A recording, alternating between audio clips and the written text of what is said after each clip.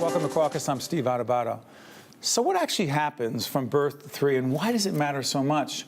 Joining us here in our studio to discuss these critical years, we're pleased to be joined by Matthew Melmed, who is Executive Director of 0 to 3, Cecilia Zalkind, who is President and CEO of Advocates for Children of New Jersey, Jennifer Santana, President of the Coalition of Infant Toddlers Educators. Della Fave is Executive Director of the Ironbound Community Corporation. I want to thank you all for being a part of our series right from the start, NJ, that looks at a whole range of issues. See, let me ask you, and by the way, you're going to see a website throughout this program. The objective is to get you to go to that site, get more information, to become more aware. Why does this matter so much? 0 to 3, birth to 3, why does it matter so much? So we know so much more now about how children develop, how they learn, how they get prepared for success in school and in life. And actually learning begins at birth, and some would argue during pregnancy. Right. Those are critical years for brain development, for how a child develops, learns, builds relationships. It's a critical time for the child's future. Matthew, we had an opportunity to speak one-on-one with you about this. So reiterate for folks who may have missed that, the brain development piece of this. Sure. What we know from the neuroscience and increasingly from epigenetics is that the early experiences and relationships that babies and toddlers have with the important adults in their lives literally shape the architecture of their brain. There are 1 million synapses that are being connected every second in a baby's brain, fastest that we'll ever see. Babies are capable of learning every language on Earth. They are really a lot smarter than we ever thought. And we also understand that if they do not have healthy and supportive relationships, that actually creates a very weak foundation upon which their development occurs. It's like a house. If you have a weak foundation, you can make repairs later on, but it's going to cost you a lot more money and a big price. So let's talk about this. There's so many pieces to this. Let's deal with the education piece of this. Jennifer, talk about the education piece of this for the infants and toddlers we're talking about. I think it's so important because we need to look at the caregivers who are taking care of these babies, and we know now that kids, babies especially, are in childcare way more than they were like when I was a child. And so we need to be able to educate and teach these caregivers who are caring for these young children what to do and to teach them about brain development and how important these early years are. Break this down a little bit, because Matthew did talk about this in our in-depth interview about the training, if you will, of these caregivers. So, you know, there's different kinds of training that educators can get. They can get what's called a CDA. They can get credentials. New Jersey has an infant toddler credential. Do we do enough? I'm sorry for interrupting. Again, I'm gonna make this clear. This is a unique opportunity in New Jersey, 2018, to be a new governor, some new leadership in the state legislature, an opportunity here. If the state wanted to do more, and I'll come back, because Cecilia, we've talked about this as well, and Joe, I want to get you in. If the state wanted to do more in terms of certification, training of these caregivers, what would we do? Support the infant toddler credential. Our agency is the one who created the New Jersey infant toddler credential, and we have about 130 caregivers right now who hold the credential, but we need not to enough. have way not enough, and we need to have the state help support that credential. And, you know, sort of layering the credentials. So if somebody comes in with like a basic thing, then they can move up, and real specific to caring for infants and toddlers, not preschool, watered down. It's unique to this age group. Right. Joe, jump in here, because at your organization, you've been recognized, your organization's recognized, and in fact, our friends at the Terrell Fund told us about your organization, even though we've done other programs together. You folks run a pretty darn good program. Talk about it. Well, thank you for that. I would make 3 quick points based on what has already been said. Following Matthew's point and everybody's agreement on the importance of infant toddler care and development because of the need for brain development, that it's even a greater need in a poorer, at-risk community where children are not exposed to the same vocabulary as a child who's in a financially stable family with 2 parents who might have college degrees. You know, the amount of books that they're exposed to, the vocabulary that they're exposed to is far lower. Secondly, the quality of a program, the training, is absolutely necessary. We can't have babysitting programs solely. We need to have high quality programs. And that's public policy change. Yeah, so I think the quality of the program is important to make the difference that you're trying to reach. And then thirdly, I would just say, based on what we see in our program, two things. One is that we can track the social, emotional, cognitive development and move kids over 3 years from below their developmental stage to at where they should be or even above. And secondly, for those children who then enter our preschool and/or Head Start program, they're better prepared than kids who come out of the home. And so they're socialized, they're ready to learn. So all of this moves children along that continuum in a much stronger place. Got it. Hold on a second, if you could. Let's go back. You're going to see our website. The reason that website is up there is because this initiative, this public awareness initiative, is not just about the programming we do, but about that site. That site is probably more assertive, more comprehensive than any other site we've put together at the Caucus Educational Corporation with other partners.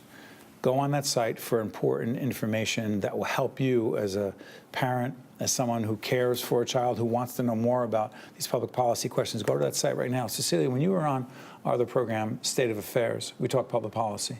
Pick this up. If a new governor, a new legislature wanted to really do something, what would be the top 2 priorities? So I think there's a context. I think the new governor has to pay attention to this age group. Define pay attention.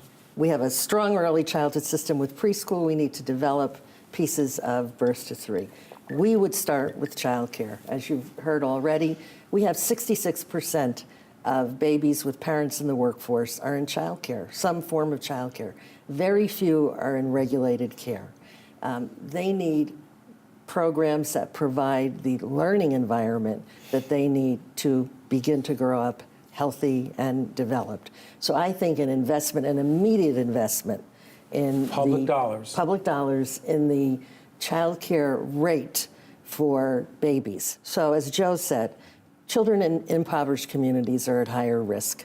Their families depend on child care vouchers, some child care assistance. Those subsidies are woefully underfunded across the board, but particularly underfunded for infants. Many programs, as we've heard in the last 6 months, are closing because they can't afford to take care of babies. The reimbursement has to be higher. Has to be higher. And the payoff here? Oh, I think the payoff, well, it's the first step. What we're talking about right now is basic safety. We need to increase that rate so programs can meet their licensing level and provide safety. Right.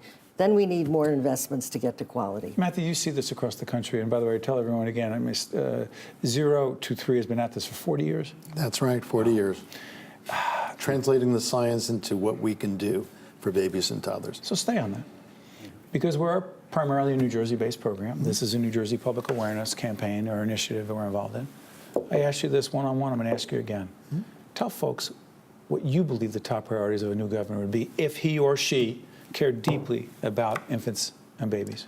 There is absolutely no question that the science tells us that what babies need to be in environments where there are adults who understand early development and can interact and support them in appropriate ways. People think babysitting is, oh, that's all you need, and it's all just basic safety. Childcare is we're still worried about basic physical safety, but beyond that, you need to have caregivers who are trained and paid to be able to interact with babies in the ways that they are designed to interact. If you have caregivers who have too many babies and can't give them that kind of one-on-one, they're not going to get bathed in language. They're not going to get the kind of emotional support that they crave and need. And they're going to get messages early on that tell them they're not important. No one cares about you. And that's going to have impacts on who they are, how they develop, how they do in school, and how they do in life. No, it's so interesting. When we, a while back, we did these in-depth interviews with the 2 candidates for governor at the time. This program will air after that. One of those 2 major party candidates, Ambassador Phil Murphy or Lieutenant Governor Kim Guadagno, will be the next governor of this state. In the interviews we had with them, we asked them, and they had no idea we were going to ask them. I said, what are your thoughts? What is it that you believe needs to be done as it relates to this population? And both of them responded, and you can go to our site, steveadubato.org, and also we'll put them on, more importantly, we'll put it on the Right From the Start website.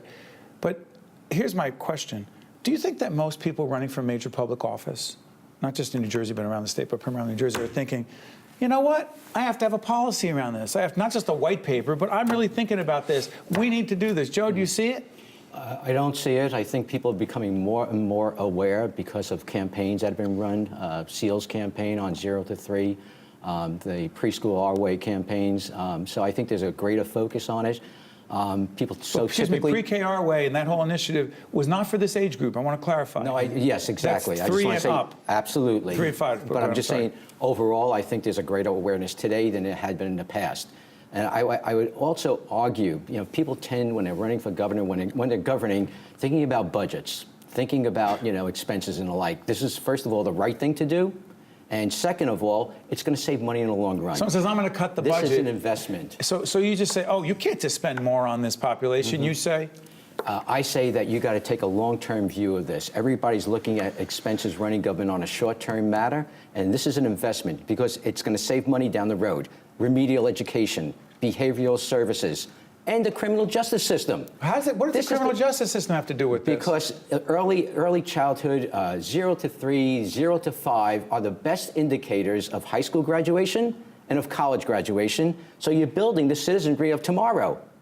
This matters. In the state of California, they used to project the number of prison beds they would need based upon third grade reading scores. Right. And you can tell Yes. from a baby early on about how much they're hearing words and how many words that they know. So just to build on that, I think that clearly the politicians are just beginning to get it. Parents are just beginning. Let's talk about parents real quick. We'll talk about it after the break as well. But what do they need to know? We did a national survey, and parents now get it. We've been doing this for years. They now get that the early years are important, but they don't quite understand exactly why. Something to do with the brain. And they miss the first year of life. They ascribe to the second and third year of life things that are actually happening with babies and toddlers. But they're taking it in. That's why I think having the website that you have is really important. Parents can go and get more information and learn about this.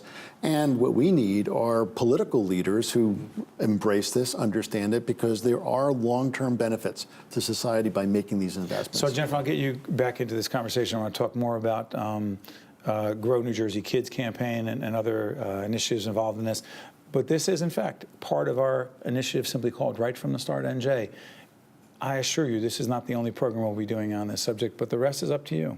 You go to the site, you find out about the information we have for parents, for caregivers, and the public policy questions that involve this population of people, of babies and infants that we say we care so much about.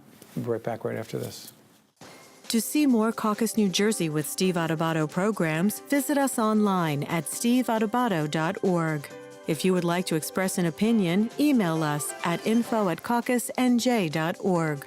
Find us on Facebook at facebook.com/Steve Adubato PhD. And follow us on Twitter at Steve Adubato. Welcome back, folks, to our ongoing series called Right from the Start NJ. Cecilia, let me ask you this. Parent watching, parent-to-be watching, he or she wants to make the best decision about childcare. We'll have that information on our site that you see right now, but give some advice.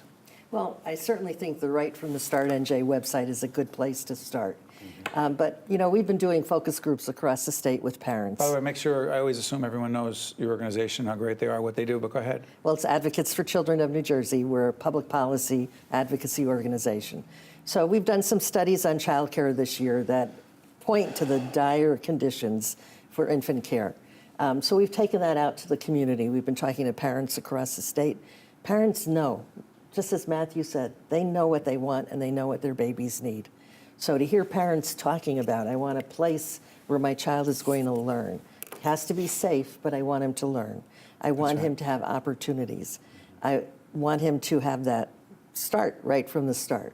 And as Joe said, for parents who live in impoverished communities, that is a significant challenge. It's much harder it's hard for every parent to find infant care. But it's even harder for impoverished parents.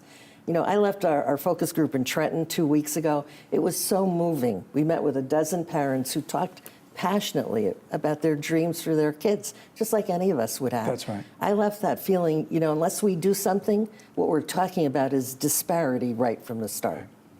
Jennifer, this campaign, this initiative called Grow NJ Kids, what is it and why does it matter in this conversation?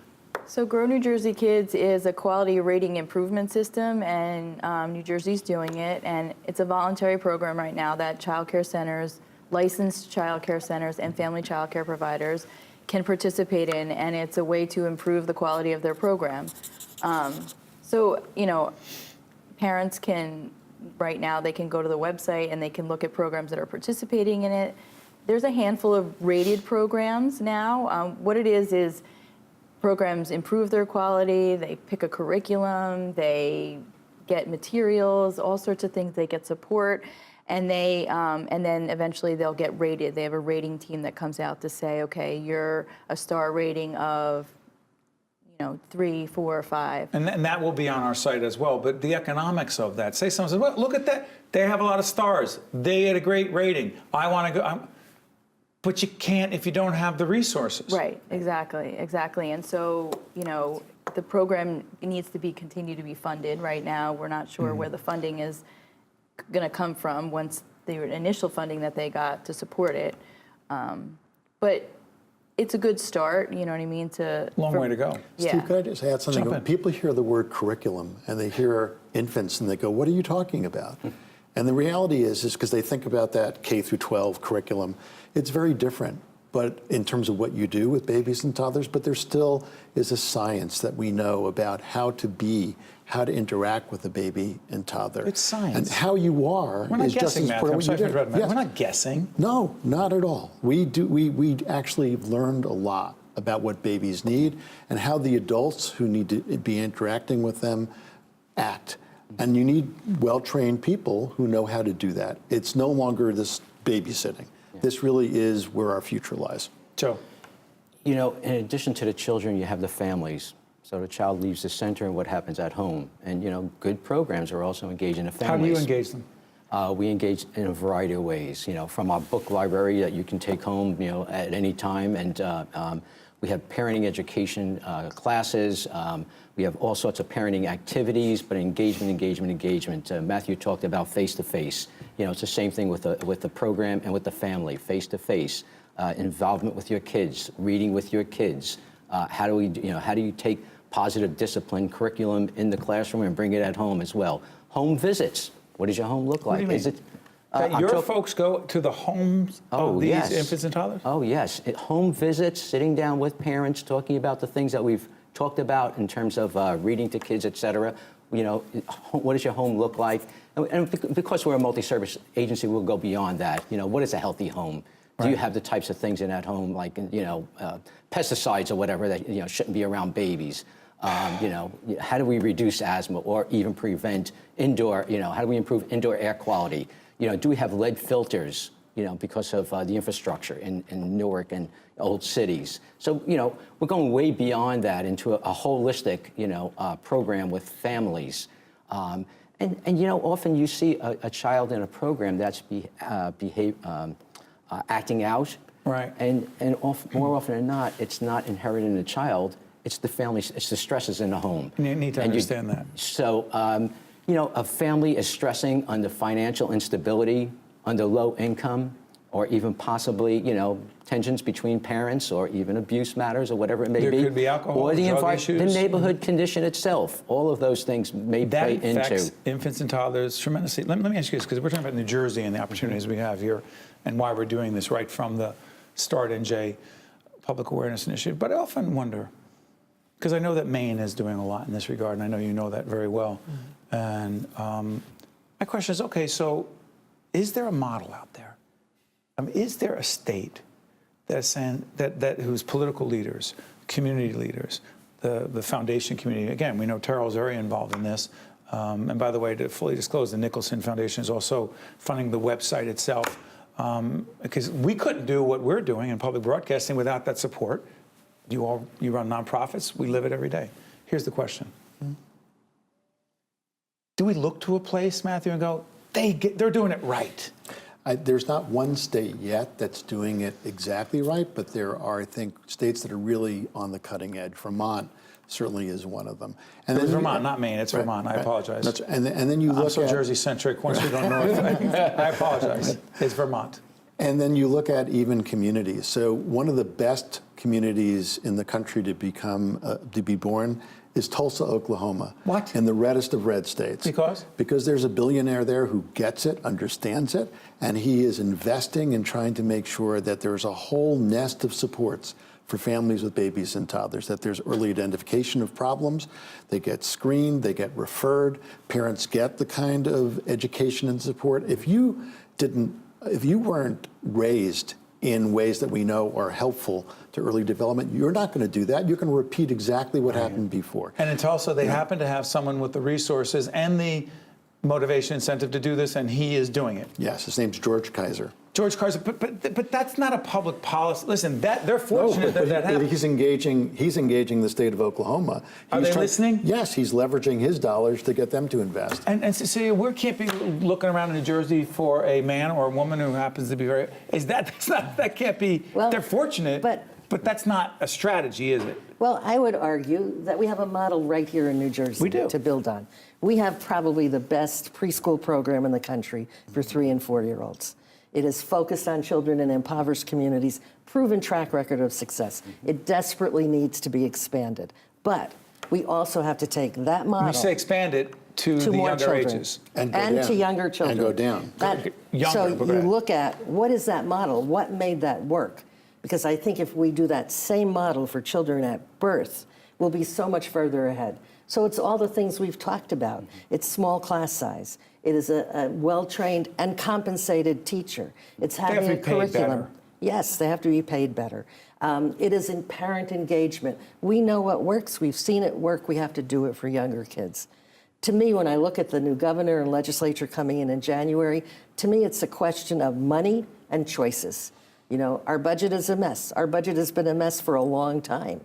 But there are priorities that are at the top that we always commit to.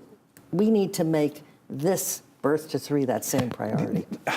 Again, our series, State of Affairs, which deals with public policy questions, we had State Senator Teresa Ruiz, who heads up the Senate Education Committee on it, on the talk about this issue, and she happens to be a new mom, and even if she weren't, she'd care greatly, but she cares even more now.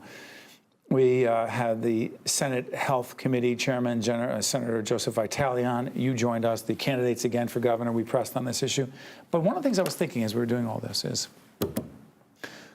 who and what is the constituency for this? You ever see people say, yeah, this is a public policy question we're bringing forward because there's a big voting constituency. There's a big constituency with resources, money to help my campaign. Who and what is the constituency here? Mm-hmm. I know you're not. It's not really a political question. It's a human question. Like, who is the constituency? I mean, everybody needs to be the constituent. We all need to be responsible for taking care of babies and making sure they're being cared for in healthy and quality environments, whether they're in childcare or home or, parents. I mean, I have young children. My children have gone through childcare, and, when I was looking for childcare for my children, and I have all this experience and knowledge about what childcare should look like, and it's not out there. And hold on, so you were challenged. Can you imagine someone who doesn't have your background? Right. So it's so interesting. As I listen to Jennifer, we have a minute left. It isn't, by the way, go on our website to find out more. It isn't simply a question of what I'm going to do for my kid. It's someone else's kid, Matthew. And you see across the country, we're seeing police chiefs who are speaking out saying, wait a second, I'm seeing this down the road.